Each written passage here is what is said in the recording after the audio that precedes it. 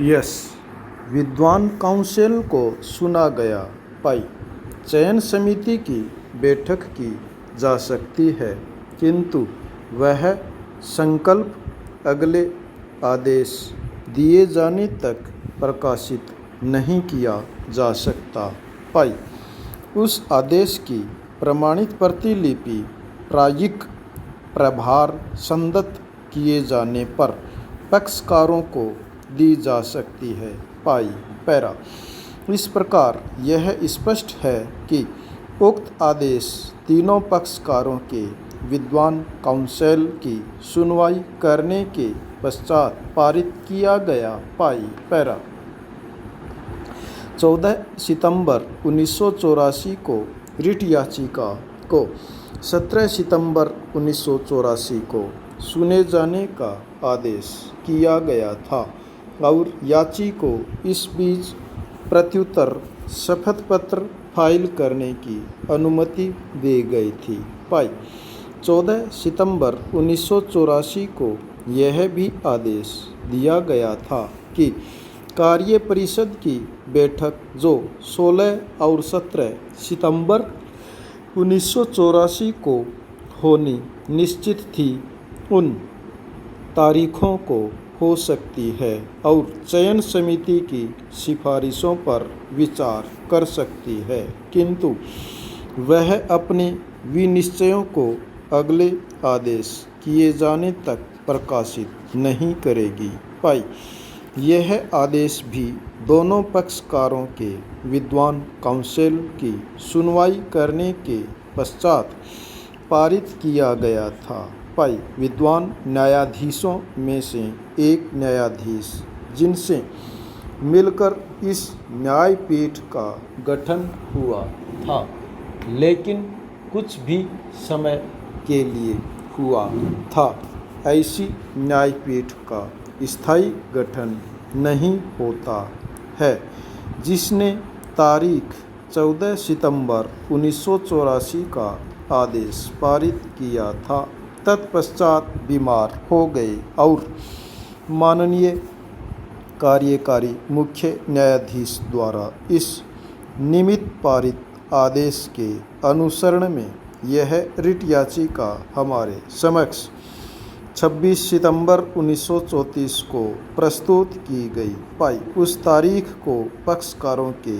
विद्वान काउंसिल की सहमति से इसे ग्रहण के लिए 27 सितंबर 1984 की प्रस्तुत करने का आदेश किया गया था। पाई, 27 सितंबर 1984 को पक्षकारों के विद्वान काउंसिल ने यह इच्छा व्यक्त की कि इसमें अंतर्वलित विवाद की प्रकृति को देखते हुए रिट याचिका को सुना जा सकता है और ग्रहण के प्रक्रम पर ही इसका अंतिम रूप से विनिश्चय किया जा सकता है। पाई, हम एक निवेदन से सहमत हो गए और इसके पश्चात रिट याचिका पर कुछ सीमा तक दिनांक 27/9/1984 व 8 अक्टूबर 1984 तथा 9 अक्टूबर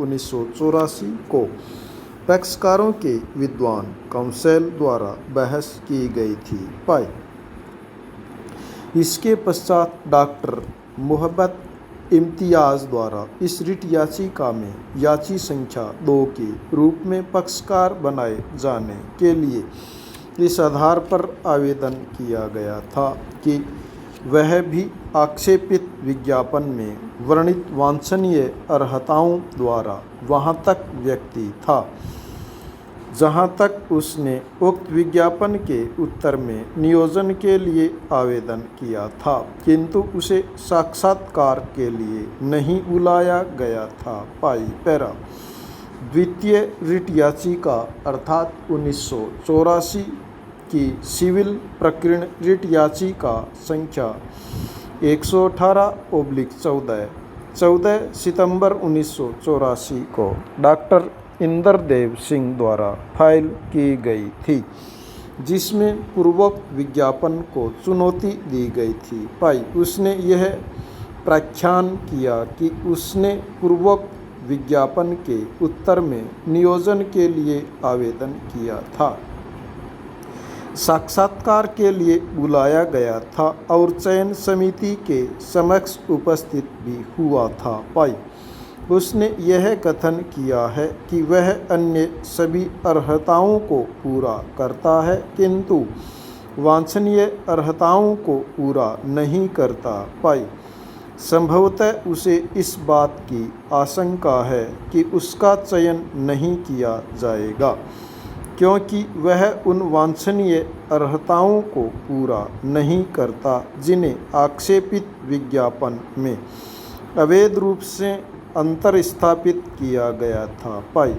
नरेंद्र नाथ सिरोठिया द्वारा फाइल की गई रिट याचिका के डॉक्टर मोहब्बत इब्तिहाज द्वारा पक्षकार बनाए जाने के लिए किया गया आवेदन तथा 1984 की सिविल प्रकरण रिट याचिका संख्या 118/14 भी उसी काउंसिल द्वारा फाइल की गई है जिसने नरेंद्र नाथ सिरोठिया की ओर से रिट याचिका फाइल की थी। पाई पैरा जैसा कि ऊपर देखा गया है 1984 की सिविल प्रकरण रिट याचिका संख्या 193/85 24 अगस्त 1984 को फाइल की गई थी। पाई यह याचिका की प्रतिलिपि की तामील विश्वविद्यालय की ओर से विद्वान काउंसिल को करने के पश्चात फाइल की गई थी। पाई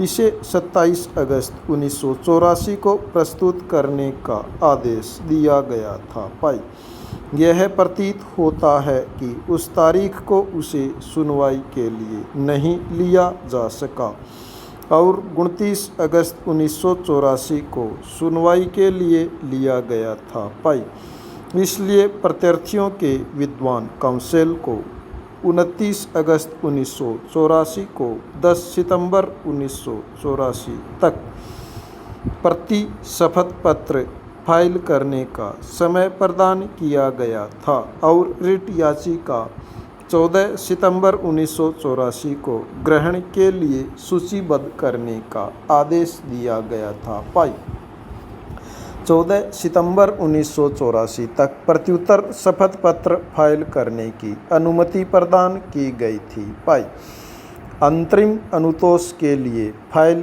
किए गए आवेदन पर जो कि रिट याचिका के साथ फाइल किया गया था इस न्यायालय के खंड न्यायपीठ द्वारा 29 अगस्त 1984 को एक आदेश पारित किया गया था जो निम्नलिखित आशय का था। पाई पैरा विद्वान काउंसिल ने एक तकनीकी अभिवाक पर भी बल दिया और यह निवेदन किया गया था कि चूंकि याची को विश्वविद्यालय के कुलाध्यक्ष अर्थात भारत के राष्ट्रपति को अभ्यावेदन करने का अनुकल्पिक उपचार प्राप्त था जैसा कि काशी हिंदू विश्वविद्यालय अधिनियम 1915 जिसे इसमें इसके पश्चात अधिनियम कहा गया है कि धारा 5(7) द्वारा अनुज्ञात है, इसलिए रिट याचिका चलने योग्य नहीं थी। पाई